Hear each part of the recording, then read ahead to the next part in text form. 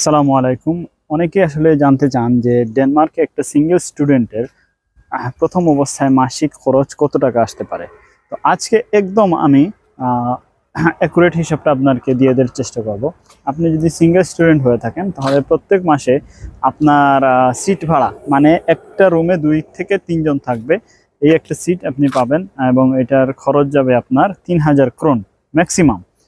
এই 3000 ক্রোন, আর আপনার খাওয়া বাবদ খরচ যাবে আরও 1000 ক্রোন, মোট হচ্ছে 4000 ক্রোন।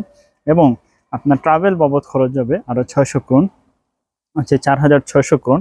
এবং আপনার ধরেন চুল কাটা 100 Crohn, mobile recharge 100 Crohn, 4800 Crohn.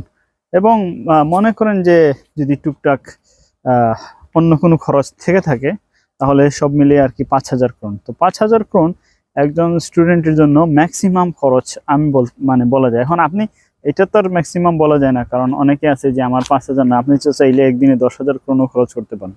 কিন্তু মনে করেন যে আপনার একটা ধারণা পাওয়ার জন্য, একটা স্ট্যান্ডার্ড লিভিংয়ের জন্য 5000 ক্রোন আপনার খরচ হবে। এবং 5000 ক্রোন থাকলে আপনি নিশ্চিন্তে কোপেনহেগেনে 1 মাস আপনি থাকতে পারবেন।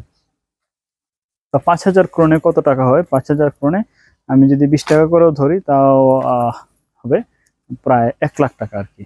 তো এই 1 লাখ টাকা মিনিমাম খরচ হচ্ছে একজন স্টুডেন্টের প্রত্যেক মাসে কোপেনহেগেনে।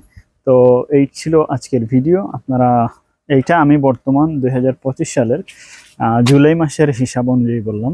তো হয়তো কম বেশি হতে পারে, এবং আপনি যদি একটু জোনের বাইরে থাকেন 1-2 এর, তাহলে হয়তো আরো 200-300 ক্রোন আপনার ভাড়া যেতে পারে, তবে কিন্তু 5000 ক্রস করবে না ইনশাল্লাহ।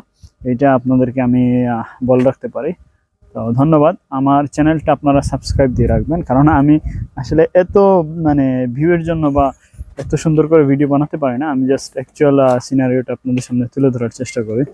তো thank you everyone for watching and stay connected. আসসালামু আলাইকুম।